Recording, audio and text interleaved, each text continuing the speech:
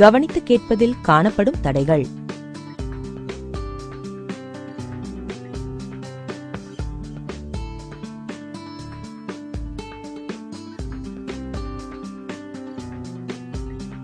மன ரீதியான தடைகள்.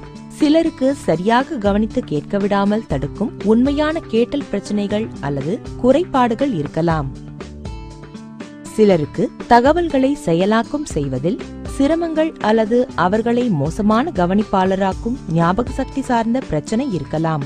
உடல் சார்ந்த தடைகள். இவை கவனித்து கேட்டல் செயல்முறைக்கு இடையூறு செய்யும் ஏர் கண்டிஷனர், இரைச்சல் அல்லது அளவுக்கு அதிகமான வெப்பமான அறை, டைப்பிங் செய்யும் சத்தம் போன்ற சூழ்நிலையில் ஏற்படும் கவனச்சிதைவை குறிப்பிடுகின்றன. மனநிலை சார்ந்த தடைகள்.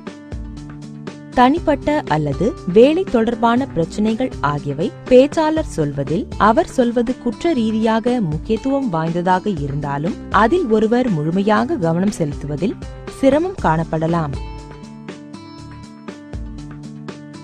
நான் என்ற ஆணவம் அல்லது பேச்சாளரை விட உங்களுக்குத்தான் அதிக அறிவு உள்ளது, அதனால் அவரது கருத்துக்களில் நீங்கள் புதிதாக கற்றுக்கொள்ள ஒன்றுமில்லை என்று நினைப்பது மற்றொரு பொதுவான மனநிலை சார்ந்த தடையாகும்.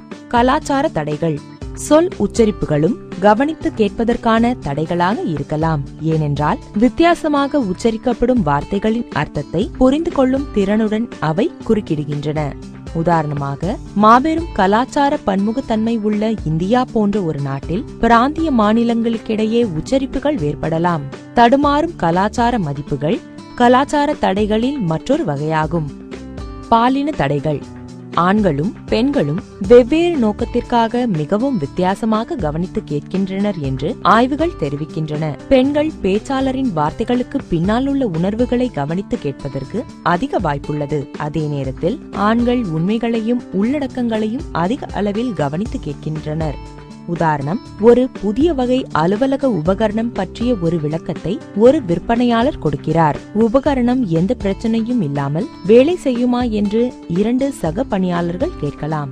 நிச்சயமாக வேலை செய்யும் என்று பதிலளிப்பார். ஒரு ஆண் பயனர் முக மதிப்பை எடுத்துக்கொள்ளாமல் அதே நேரத்தில் பெண் பயனர் தனது குரலில் சில தயக்கங்களை கண்டறியலாம். ஏனென்றால் ஆண் பயனர் செய்தியின் உள்ளடக்கத்தை கவனித்து கேட்கிறார், அதே நேரத்தில் பெண் பயனர் செய்தியின் தோணியை கவனித்து கேட்கிறார். மோசமாக கவனித்து கேட்கும் பழக்க வழக்கம். பெரும்பாலான மக்கள் மிகவும் குறைவான கவனித்து கேட்கும் திறன் பெற்றவர்களாக இருக்கின்றனர். இவர்கள் சொல்வதற்கு கடினமான மோசமாக கவனித்து கேட்கும் பழக்க வழக்கத்தை உருவாக்குகின்றனர். இது கவனித்து கேட்பதற்கு தடையாக செயல்படுகிறது. உதாரணமாக, சில